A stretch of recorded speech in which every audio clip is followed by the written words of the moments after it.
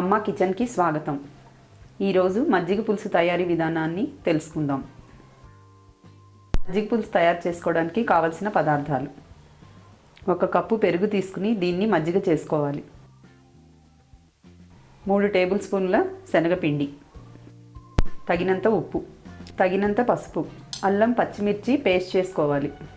పోపుకి సరిపడా నూనె, తాలింపు చేసుకోవడానికి ఆవాలు, జీలకర్ర, ఎండుమిరపకాయలు, కరివేపాకు వేసుకోవాలి.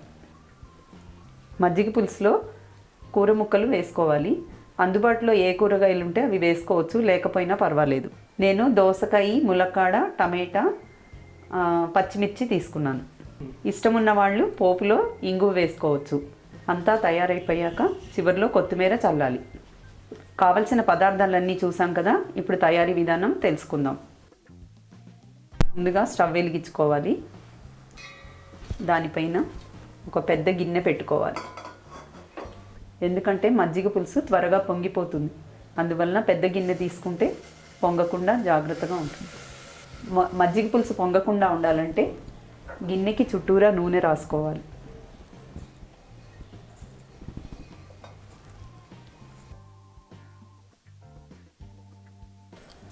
ముందుగా తీసుకున్న మజ్జిగ అందులో వేసుకోవాలి.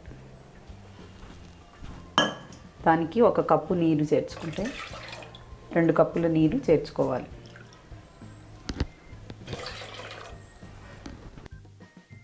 ఇందాక తీసుకున్న శనగపిండిని నీళ్లు పోసి ఉండలు లేకుండా కలుపుకోవాలి. కలుపుకున్న శనగపిండి మిశ్రమాన్ని మజ్జిగలో కలపాలి.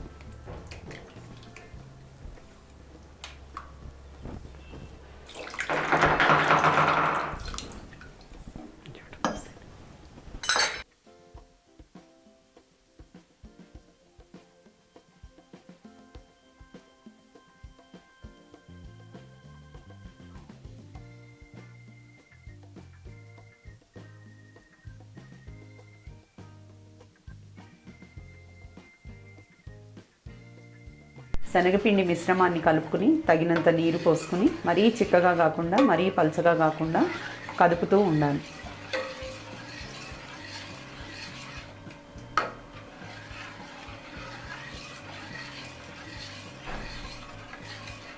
ఇలా కలపకపోతే అడుగున మాడిపోయి ఉండలు కట్టేసి మాడిపోతుంది. పసుపు, 2 చెంచాల ఉప్పు వేసుకోవాలి.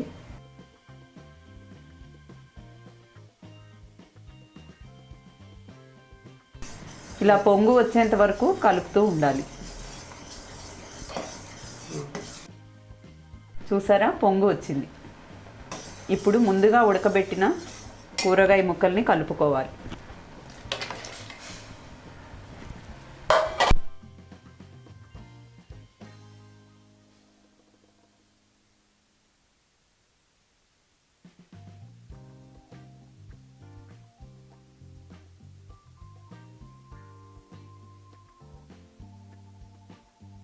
ఇందులో దోసకాయ, టమాటా, ములక్కాడ ముక్కలు వాడుకున్నాను. మీ దగ్గర ఏ కూరగాయ ముక్కలు ఉంటే ఏ వేసుకోవాలనిపిస్తే వేసుకోవచ్చు. దీనిలో వేసుకోవాల్సిన ముక్కలు బెండకాయ, దోసకాయ, సొరకాయ, ములక్కాడ, చిలకడ దుంప. వంకాయ వేసుకోకూడదు. వంకాయ వేసుకుంటే పులుసు నల్లగా వచ్చేస్తుంది. ఇవన్నీ కూడా ముందే ఉడకబెట్టుకొని ఉంచుకోవాలి. స్పూన్ అల్లం పచ్చిమిర్చి వేసుకోవాలి.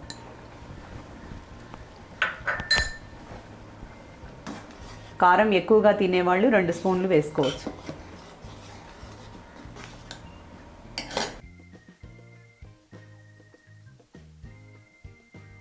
ఈ విధంగా ఒక 10 నిమిషాల పాటు ముక్కలన్నీ వేసాక 10 నిమిషాల పాటు మరిగించుకోవాలి. ముక్కలన్నీ బాగా మరిగాక, ముక్కలు వేసాక బాగా మరిగాక దించబోయే ముందు పోపు వేసుకోవాలి. పోపు వేసుకోవడానికి ఒక కడాయి పెట్టుకోవాలి. 2 స్పూన్ల నూనె వేసుకుని ఆవాలు, జీలకర్ర,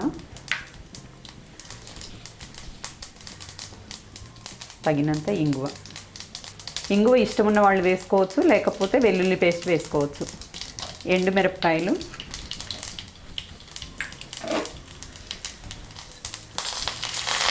కరివేపాకు,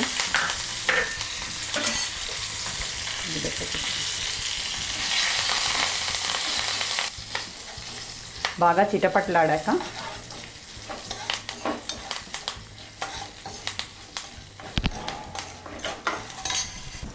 వేగిన పోపుని పులుసులో కలుపుకోవాలి.